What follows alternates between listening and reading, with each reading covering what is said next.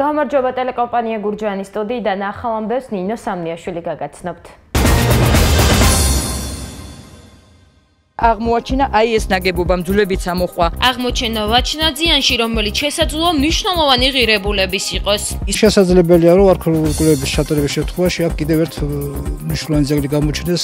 გაძვირებული საწვავი, შხამქიმიკატებისა და მუშახელის გამო წელს მევენახეებს 1 ჰექტარი ვენახის მოვლა შარშანდელთან შედარებით 500 ლარით მეტი უჯდება. წინასწარ განსაზღვრეს ფასი თუ რა უნდა ღირდეს, რქაწითელი და საფერავი იმისათვის, რომ მათი შრომა დაფასდეს. Marșan, dar bine ori să șilare. E un joc am jurat. Șam chimicate gadvizda, mușaheli gadvizda.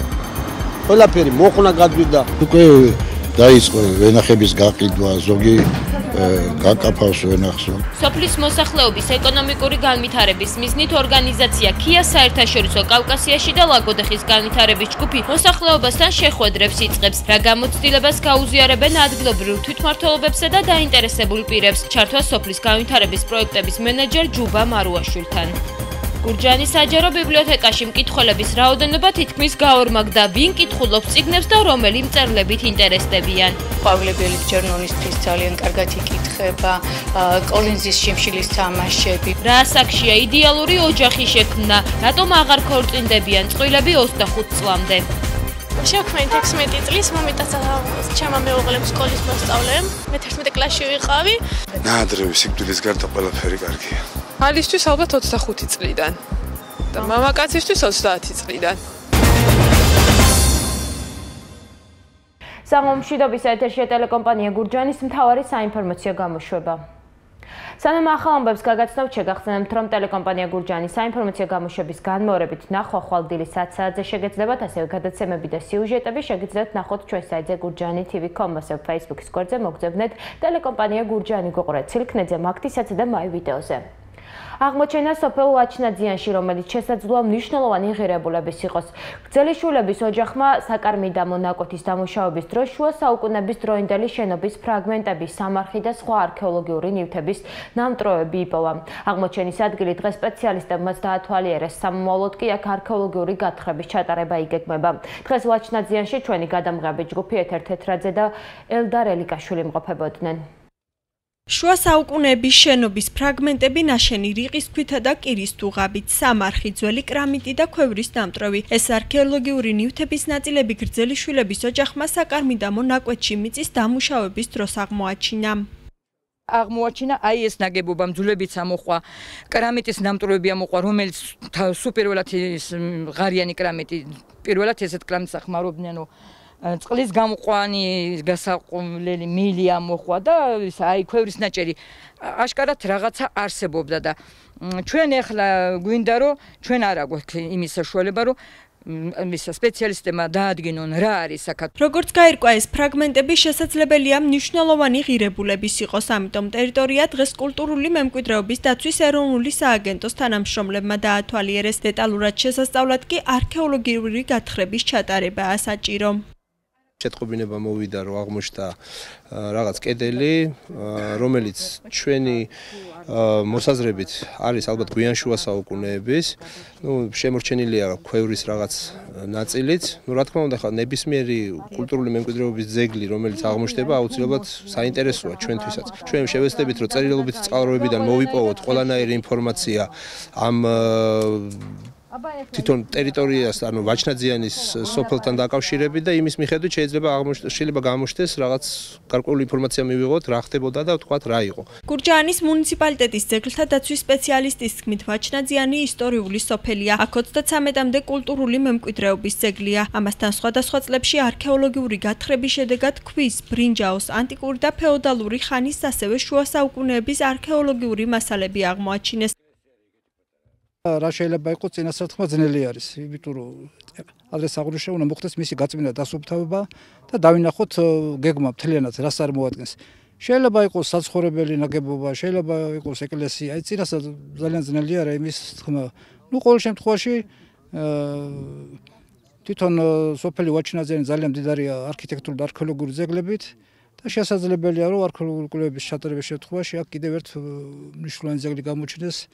და სოფლის ისტორია კიდევ ერთი ახალი ფურცლით შევისვას. სპეციალისტები ჯერ ვერ აკონკრეტებენ, როდის დაიწყება არქეოლოგიური გათხრები. გრძელიშვილების ოჯახი კი სამუშაოების დროულად დაწყებას ითხოვს. მათ გადმოცემით აქვთ ინფორმაცია, რომ წლების წინ ამ მიდამოებში ეკლესია იყო აშენებული. გაძვირებული საწვავი შხამქიმიკატებისა და მუშახელის გამოწელს ფერმერებს და მევენახეებს მოსავლის მოყვანა შარშანდელთან შედარებით ძვირი უჯდებათ. მათი მოთხოვნა, რომ 1 კილოგრამის საფერავი მინიმუმ 3 ლარი, რქაწითელი კი 2 ლარი ღირდეს. რა თანხას ხარჯავენ ფერმერები 1 ჰექტარი ვენახის დასამუშავებლად და რა პრობლემების წინაშე დადგებიან თუ წელს ატმის და ყურძნის ფასმა არ მოიმატა. სიუჟეტი გიორგი ბაღანაშვილმა და დავით პეტროზაშვილმა მოამზადეს.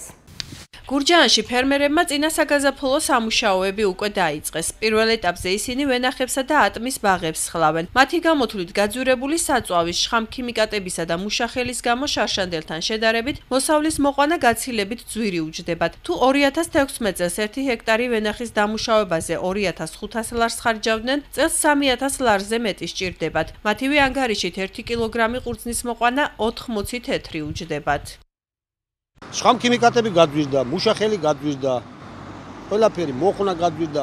მუშახელი რამდენი გადვირდა? 5 ლარი თმაი, 25 ვიხდი, ახლა 30 ლარია. დღესდღეობით არავინ არ იცის, ვაკეთებთ, ყველაფერი ვაკეთებთ, ვენახებში ვაკეთებთ, გულხელ არ დავიკრებთ, ვაკეთებთ, მაგრამ რა გადაგვიხდიან ეგ სექტემბერში გამოჩნდება, თუ საწილად არ აქვს საქმე. შარშან დაახლოებით მარტო რთველი დამიჯდა 1000 ლარი. ვენახის შეწამლა 9 ჯერ შევწამლა. თითო შეწამლა მიჯდებოდა 200 ლარი. თითქმის 30-40% მოიმატებს ხარჯები. უკვე დაიწყო ვენახების გაყიდვა, ზოგი გაკაფავს ვენახს, ზოგი არის. შარშან დამჯდები 200 ლარი. და უფრო გამიჯურება, ხამხილებს ძვირია განაცვალე. აქამდე მე ხნამდი ვენახს და იყო ლარი ღირდა. ეხლა 3 ლარი ღირს ვენახის მოხდა. რაც შეეხება ატამს, ფერმერების ინფორმაციით, თუ 1 კილოგრამის მოსაყვანად 40 თეთრი სჭირდებოდათ, წელს 50 თეთრი უჯდებათ. ამიტომ მათი თქმით, წელს 1 ლარზე ნაკლები არ უნდა ღირდეს. ხოლო 1 კილოგრამი საფერავის ჯიშის ყურძენის 3 ლარი, რქაწითელი კი 2 ლარი უნდა ღირდეს. 40 მიასედი მქონდა და დამიჯდა 1000 ლარი. წელს რა დაგიჯდებათ, რას ფიქრობთ? წელს მგონია რომ კიდე ნახევარი დაემატება. ჩვენთან მაგალითად სოფელში 10 კაცი ვიცი რომ უკვე გაკაფ. ატამ. რატო კაფავენ? ვერ იღებს თავის ხარჯებს და იძულებულია გაკაფ. მე თვითონ მომვალწეს ნახევარი უნდა გავკაფო. მოყანა გადვიდა, შხამქიმიკატები გადვიდა. დაახლოებით 1 მესამედი მაინც მაიმატებს. რა უნდა ღირდეს თქვენი აზრით მინიმუმ? ყველასო და ლარი და ზევით. ატამი აი მინიმუმ წავიდი ლაპარაკი ლარი 20, ლარი 30-ზე ნაკლები მაინც არ უნდა იყო.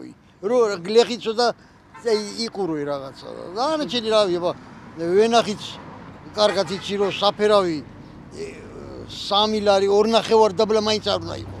ყურძენი უნდა ღირდეს 3 ლარი უნდა ღირდეს. რა უნდა როგორ კაცო? 50 თეთრი ხულია მოყვანა ყველაფერი შხამქიმიკატების სისტემატიურად ძვირდება. თუ საწვავზე შხამქიმიკატებსა და მუშახელზე ფასებმა კვლავ მოიმატა, ხოლო მოსავალზე წელსაც დაბალი ფასები შენარჩუნდა. ფერმერები ამბობენ, რომ ამ კულტურების მოყვანაზე ხელს აიღებენ. გურჯაანის მუნიციპალიტეტის საკრებულოში დღეს სესია გაიმართა. დეპუტატებმა 2017 წლის ბიუჯეტში ცვლილებების შეტანის საკითხს შეიმსჯელეს. გამგეობის საფინანსო საბიუჯეტო სამსახურის ხელმძღვანელის ინფორმაციით, ЧПС კეთილმოწყობის სუბსიდია 50000 ლარით გაიზარდა და ამიერიდან ეს სამსახური ცენტრალური მაგისტრალების დასუფთავებასაც უზრუნველყოფს. 5000 ლარი კი სპორტულ გაერთიანებას დაემატა. თანხა ჭადრაკის სკოლაში გათბობის საკითხის მოწესრიგებასა და სპორტ კომპლექსში ინტერნეტის გაყვანას მოხმარდება. გარდა ამისა, გამგეობამ 100 ბუნკერის შესაძენად 100000 ლარი გამოყო, საიდანაც 72000 ლარი გზების რეაბილიტაციის თანხას მოაკლდა. ძირითადად ცვლილება განაპირობა ადგილობრივი შემოსავლებით გადმომავალმა ნაშთის ასახვამ და შიდა ცვლილება ძირითადად ეს არის დავგეგმეთ წელს ბუნკერების 100 ბუნკერის შეძენა 100000 ლარი ჩაიდო ამ კოდზე, რომლიდანაც 28000 ნაშთიდან შევსება იყო და 72000 გზების რეაბილიტაციას მოაკლდა. 50000-ით გაიზარდა ЧПС კეთილმოწყობის სუბსიდია და 5000-ით სპორტული გაერთიანება არის IP, რომელსაც შიდა ფუნქციონერებისათვის სჭირდება ეს თანხა. შოთა რუსთაველის სახელობის გურჯაანის საჯარო ბიბლიოთეკაში შარშადელთან შედარებით მკითხველების რაოდენობა თითქმის გაორმაგდა. მკითხველთა განყოფილების მომსახურების უფროსის ნანა ლოულაშვილის ინფორმაციით ბიბლიოთეკით ძირითადად მოსწავლეები სარგებლობენ და მათი ინტერესის სფერო თანამედროვე ლიტერატურა და ფანტასტიკური ჟანრია. რაც შეეხება უფროს თაობას, ბიბლიოთეკაში ამასაკის მკითხველი შედარებით ცოტა და ისინი დეტექტივებს და კლასიკოს მწერლებს ანიჭებენ უპირატესობას. ძალიან მიხარია, რომ კომპიუტერთან ერთად ჩვენი ახალგაზრდობა წიგნს დაუახლოვდა და განათლებას იღებენ. კლასიკოსებთან ერთად დოსტოევსკისთან, ტოლსტოისთან, ბალზაკთან ერთად კითხულობენ თანამედროვე წიგნებს, უფრო მოსწონთ ფანტასტიკა, სტივენ კინგი მოსწონთ ძალიან, ყვავილებელი ჯერნონისთვის ძალიან კარგად იკითხება, კოლინზის შიმშილის თამაშები, მეიერის ბინდის სერიალები, ასაკიანებს უფრო დეტექტივები მოსწონთ, ასაკიანი მკითხველი ვინც მოდის და უფრო გასართობი წიგნები. რა ასაკშია იდეალური ოჯახის შექმნა? რამდენიმე წლის წინ ადრეულ ასაკში იყო ქორწინება პოპულარული, ახლა კი წყვილები 25-30 წლის ასაკში ქორწინდებიან. გურჯაანში მარტივი შემთხვევითი შერჩევის პრინციპით გამოკითხული რესპონდენტების უმრავლესობას ოჯახის შესაქმნელად 25-27 წელი მიაჩნია იდეალურად. ამბობენ, რომ მამაკაცისთვისაც და ქალისთვისაც ქორწინებამდე აუცილებელია ჯერ ისწავლონ და იმუშაონ. Ili ასაკი არის იდეალური თქვენი აზრით, რა ასაკში შეიძლება შეიქმნას ოჯახი? ვფიქრობ 25-ს ზემოთ, 25-დან 30-მდე ესე. რა ვიცი, მიმაჩნია იდეალური ასაკია. ხალისთვის ალბათ 25 წლიდან და მამაკაცისთვის 30 წლიდან. მაგრამ ინდივიდუალურია მაინც. მე ესე ვფიქრობ. ნაადრევი სიკვდილის გარდა ყველაფერი კარგია. ჩემზე მაღალი შვილი მყავს ახლა. წლებთან ერთად შეხედულებებიც იცვლება, აქ ორი აზრი არ არსებობს, მაგრამ ერთი რაღაცა ფაქტია, რომ იმ შეცვლილი შეხედულებითაც კი რო შევხედავ ჩემი შვილი უკვე რამხელა, მაინც თვლი რომ მაშინ სწორად მოვიქეცი. მაგრამ ხა ჯობია რომ ცოტა კაცი ფეხზე დადგეს და მერე შევქმნით 16 წლის მომიტაცა ჩემმა მეუღლემ სკოლის მოსწავლემ, მე 11 კლასში ვიყავი და საერთოდ ნაადრევია. და ანუ ასაკი უფრო უნდა იყოს 20-დან 25-მდე. 30 წელიც კარგია. მით უმეტეს რომ ქალისთვის კარიერა ჯერ მნიშვნელოვანი და მერე ოჯახი. სოფლის მოსახლეობის ეკონომიკური განვითარების მიზნით ორგანიზაცია მქია საერთაშორისო კავკასიაში და ლაგოდეხის განვითარების ჯგუფმა თებერვლიდან მოსახლეობასთან და ადგილობრივი ხელისუფლების წარმომადგენლებთან შეხვედრები დაიწყო. ისინი კახეთის ყველა მუნიციპალიტეტში დაინტერესებულ პირებს იმ გამოცდილებას გაუზიარებენ, რაც სოფლის განვითარების საპილოტო პროგრამის განხორციელებისას შეიძინეს. პროექტი ლაგოდეხის მუნიციპალიტეტში ევროკავშირის მხარდაჭერით ხორციელდება. თუ რა შეიცვლება ლაგოდეხის სოფლებში პროექტის განხორციელების შემდეგ და რა სასარგებლო ინფორმაციას მიაწვდიან კახეთის სხვა თვითმმართველობებს, თემაზე დეტალურ ინფორმაციას ლაგოდეხის მუნიციპალიტეტში სოფლის განვითარების პროექტების მენეჯერი ჯუბა მარუაშვილი მოგაწვდის. დიდი მადლობა, რომ ჩვენს გადაცემაში მონაწილეობთ. პირველ რიგში საინტერესოა, რა არის სოფლის განვითარების საპილოტო პროექტის მიზანი და რა სახის შეხვედრებს გამართავთ კახეთის თვითმმართველობებში. მოგესალმებით, დიდი მადლობა რომ დაინტერესდით სოფლის განვითარების პროგრამით. სოფლის განვითარების საპილოტო პროგრამები ევროკავშირის მხარდაჭერით ხორციელდება საქართველოში.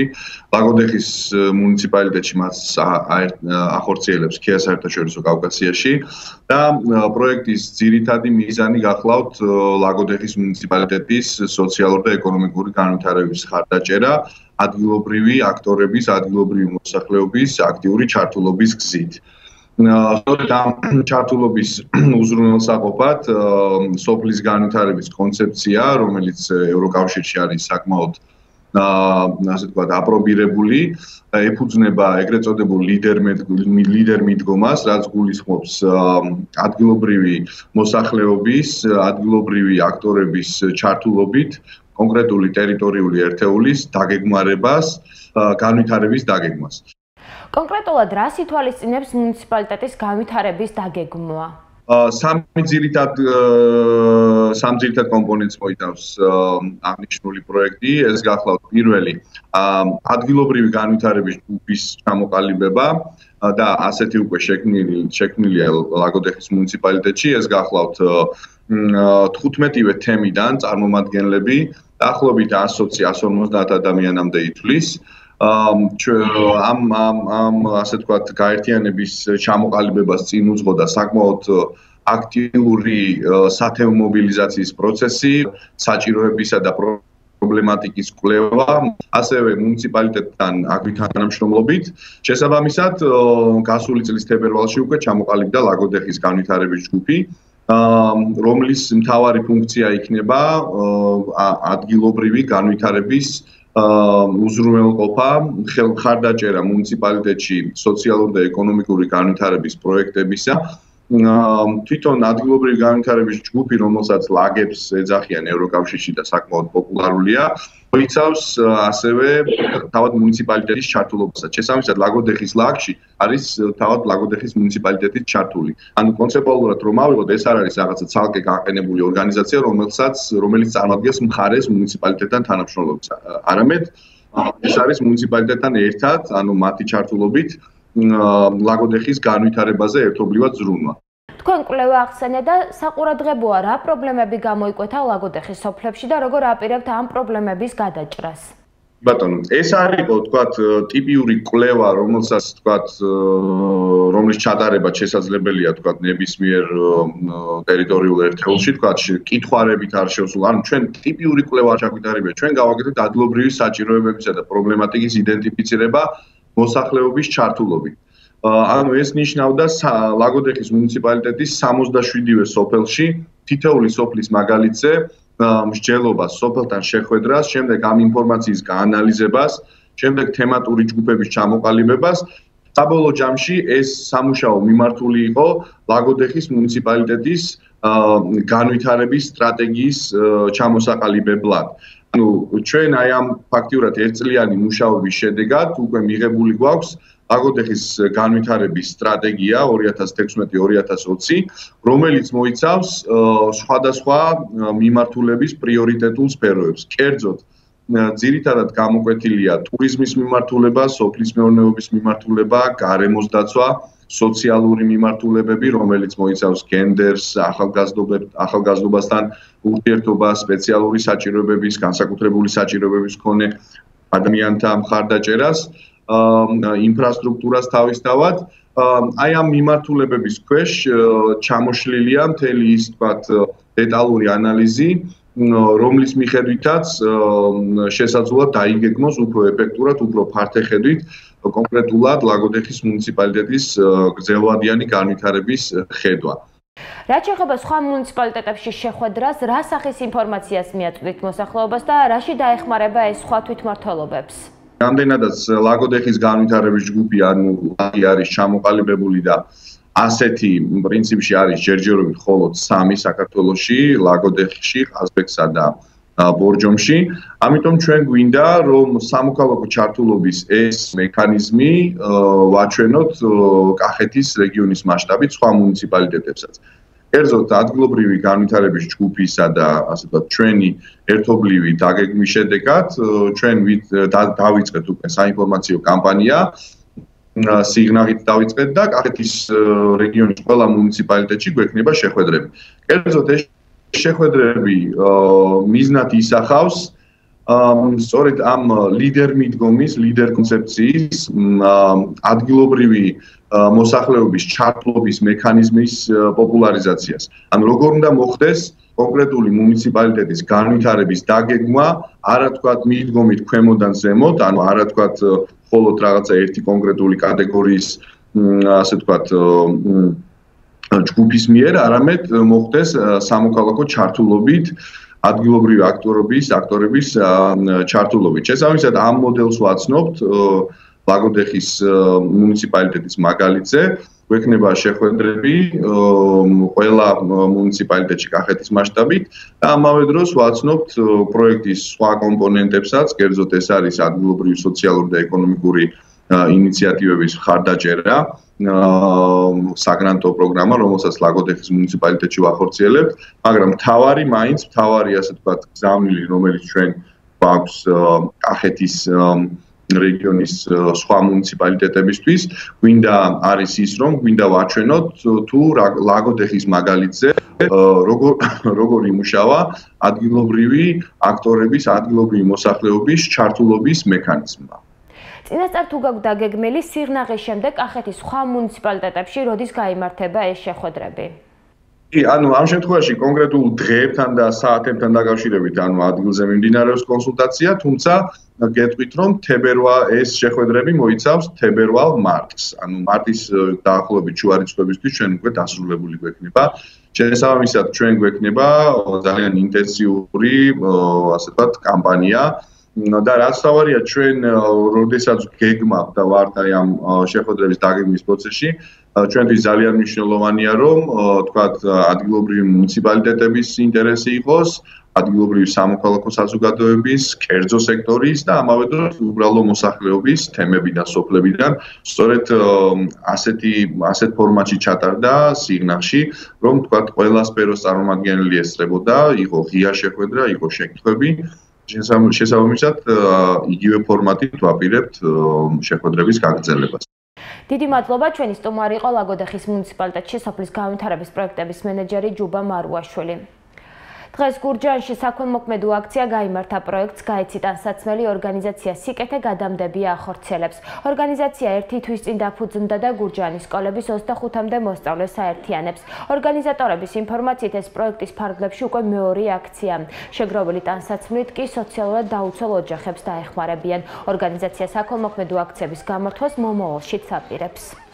ამაზე დიდი მადლი რა არის რომ ხედავ ტელევიზორში იმდენი გაჭირებული ვიტყვი ხომ ნეტა ერთი მაინც ჩემი მეზობელი იყოს მეთქი შეშა არ აქვს ური არ აქვს და ეხლა ეს რო გავიგე რომ ის უმწეოებსო და სოციალურად დაუცველებსო მე მგონი ესე ეწერა წავიკითხე ძალიან დიდი სურვილი გამიშდა ხელით ვერ წამოვეყე მეტი თორე რომ შესაძლებლობა ყოფილიყო ორამდენს მოვიტანდი. ჩვენი მიზანია სულ მცირედით მაინც გავაუმჯობესოთ იმ ხალხის ცხოვრება, რომლებსაც არ აქვთ იმდენ შესაძლებლობა, რომ საკუთარი ძალებით და ფინანსებით იყიდონ ტანსაცმელი.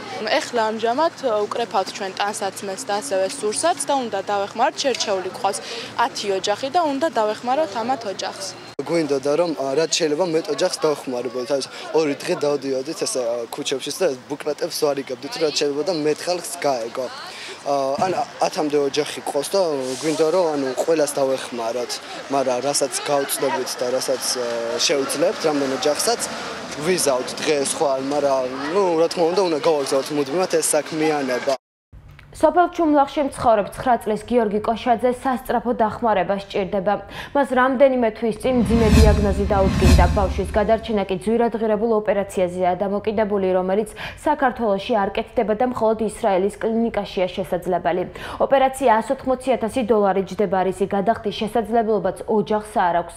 გიორგის დახმარების მსურველებს შეგიძლიათ თანხა ჩარიცხოთ ეკრანზე მითითებულ საბანკო ანგარიშზე.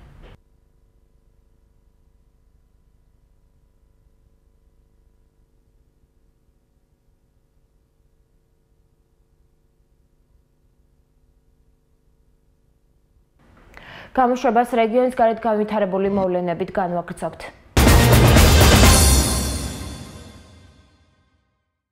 საზოგადოებრივი მაუწყებლის კრიზისიდან გამოსასვლელად 2018 წლამდე მოამბის გარდა 100-ზე მეტი საზოგადოებრივი პოლიტიკური გადაცემა შეჩერდება. საზოგადოებრივი მაუწყებლის გენერალურმა დირექტორმა არხის განვითარების 3-წლიანი სამოქმედო გეგმა წარადგინა. მაღლაფერიძის თქმით, გადაცემების შესაძლო შეჩერება ეხება პირველ, მეორე სატელევიზიო არხებს და ასევე რადიოს. გენერალური დირექტორის განმარტებით, გამოთავისუფლებული თანხა ტელევიზიის ტექნიკურ თუ ფინანსურ განვითარებას უნდა მოხმარდეს. მაღლაფერიძის წარმოდგენილი გეგმის მხარდაჭერას არაპირებს სამეურვეო საბჭოს წევრი სულხან სალაძე.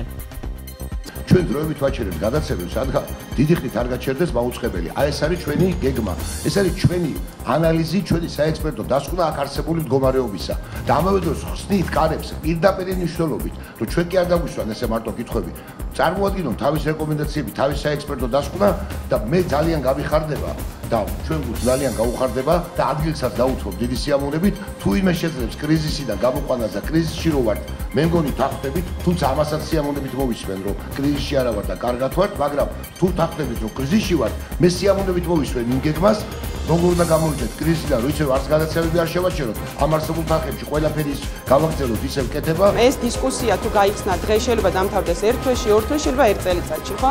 მაგრამ უნდა გვახსოვდეს, რომ როდესაც ვლაპარაკობდით იგივე ბიუჯეტის არა მიზნობრივ ხარჯვაზე კი არ არის, არამედ განვითარებაზე არ არის მიმართული ეს ბიუჯეტი.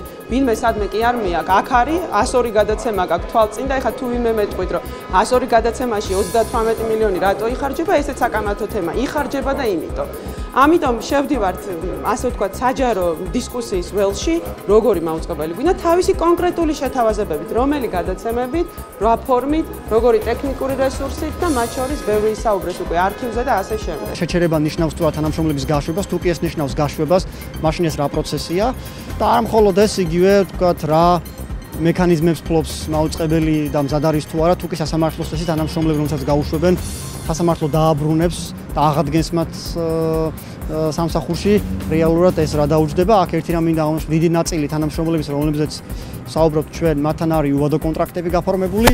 ამ ტიპის კონტრაქტების ვთქვათ შეწყვეტა ეს არის ცალკე მნიშვნელოვანი საკითხი კიდევ, ასე რომ ბევრი თემაა ძალიან, რადგან ჩვენ უნდა მივიღოთ სრული და მომწვრავი პასუხები.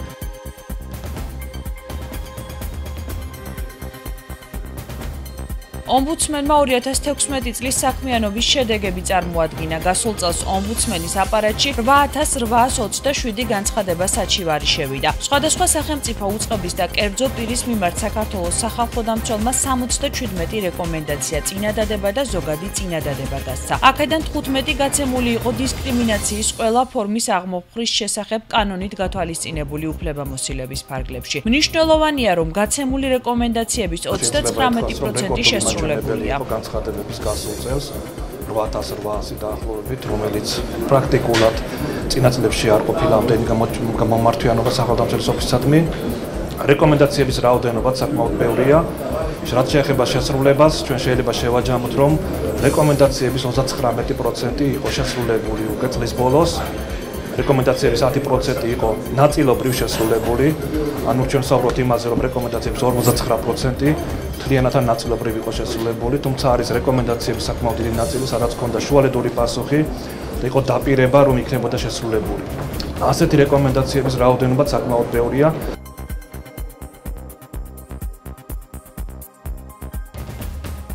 გამაგრებითი სამუშაოების ჩატარების შემდეგ ბავშვთა სამყაროს ხანძრის შედეგად დაზარალებულ მოვაჭრეთა ნაწილი შენობაში სამაშველო სამსახურების წარმომადგენლებთან ერთად პირველად შევიდა. ზოგმა მათგანმა საკუთარი ნივთების ნაწილის გამოტანა შეძლო. მათი განცხადებით ძვირფასი ლითონები დამდნარია. პარალელურად უსაფრთხოების მიზნით შენობის შემოღობითი სამუშაოები გრძელდება.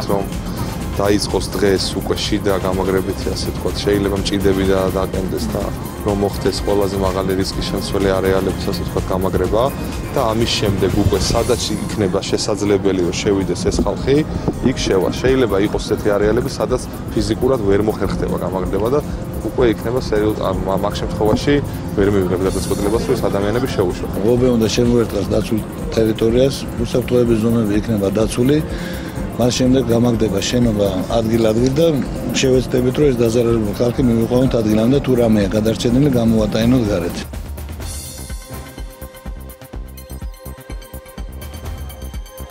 შინაგან საქმეთა სამინისტროს აკადემიის პროექტის საჯარო ლექციები შინაგან საქმეთა სამინისტროს აკადემიის სტუდენტებისთვის ფარგლებში საფრანგეთის საელჩოს შიდა უსაფრთხოების ატაშემ ბრუნო ვალდუკმა აკადემიის ბაკალავრიატისა და მაგისტრატურის სტუდენტებს, ასევე შინაგან საქმეთა სამინისტროს თანამშრომლებს საჯარო ლექცია ჩაუტარა. აკადემია მასპინძლობდა საქართველოში საფრანგეთის საელჩოს პოლიციის ატაშეს, რომელმაც თავისი წარსული საქმიანობიდან გამომდინარე გაუზიარა ის ცოდნა, ის გამოცდილება, რაც საფრანგეთში არსებობს ნარკოდანაშაულის წინააღმდეგ ბრძოლის, ნარკოტრაფიკის წინააღმდეგ ბრძოლის კუთხით.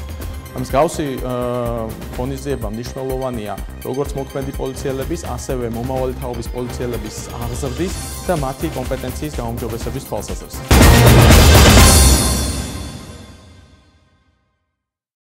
გამოშვებას უცხოეთის ახალი ამბებით განმოგრძობთ. საპროტესტო აქციები რუმინეთში აქციის მონაწილეები ხელისუფლების გადადგომას ითხოვენ. გავრცელებული ინფორმაციით დედაქალაქსა და სხვა დიდ ქალაქებში გამართულ დემონსტრაციებში 500,000-ზე მეტმა ადამიანმა მიიღო მონაწილეობა.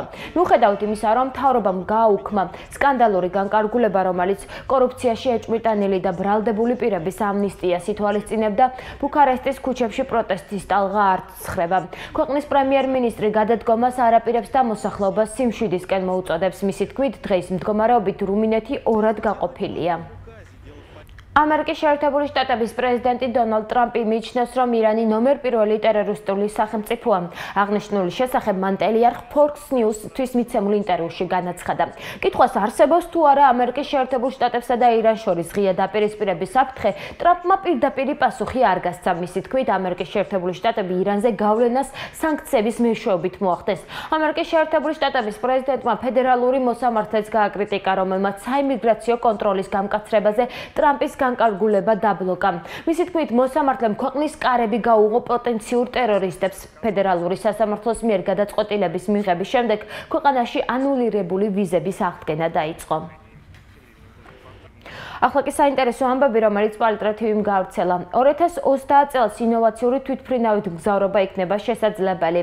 დიზაინი ბარსელონაში ოსკარ ვინოლასმა შექმნა. იგი 75%-ით უფრო ჩუმი იქნება, ვიდრე დღევანდელი თვითმფრინავებია.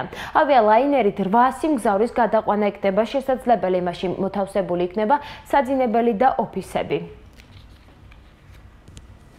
განათლებული ქართველი ძაღლი ბონი გერმანული ნაგაზის ჯიშის წარმომადგენელია, რომელიც ერთ-ერთ ყველაზე ჭკვიან ძაღლის სახეობად ითვლება მსოფლიოში. შეიძლება ითქვას, რომ ქართველი ბონი საუკეთესოთა შორის საუკეთესოა. აქვს განვითარებული მათემატიკური უნარები, იცის დათვლა და გამრავლება. ქალბატონმა ლიამ ის 2 თვის ასაკში მოიყვანა, მისი ნიჭი მაშინვე შეამჩნია და შეუდგა მის გაწვრთნას. ბონი ახლა 5 წლისაა და 50-მდე ბრძანებას ასრულებს. მიღწეულზე გაჩერებას არც ძაღლი და პატრონი არ აპირებენ და გეგმავენ ფართო საზოგადოებას თავი კინოროლითაც დაამახსოვრონ.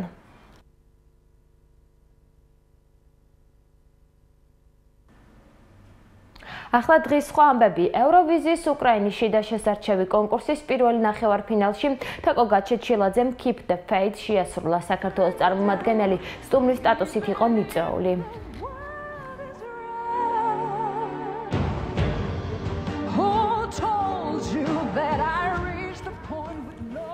სანამ ზაზა ფაჩულია ტრამვირებულ მხარს იშუშებს, ამერიკული მედიის ყურადღების ცენტრში მისი შვილი საბა ფაჩულია მოექცა. ცნობილმა პორტალმა სტატია გამოაქვეყნა, რომელსაც საბა ფაჩულიას ვიდეო დაურთო. 7 წლის საბა სკოლაში კალათბურთს ხშირად თამაშობს და თავის გუნდში გამორჩეულიცაა. 4 თებერვალს კი მან მატჩის ბოლო წამზე მოედნის საკუთარი ნახევრიდან ბურთი ჩააგდო. ვიდეო ინტერნეტში Golden State-ისა და საკრამენტოს მატჩამდე რამდენიმე საათით ადრე გავრცელდა. აღნიშნულ მატჩში ზაზა ფაჩულიას ტრამვის გამო არ უთამაშია, Golden State-მა კი წააგო. ახლა ამინდი ტელეკომპანია გურჯაანის ეთერში.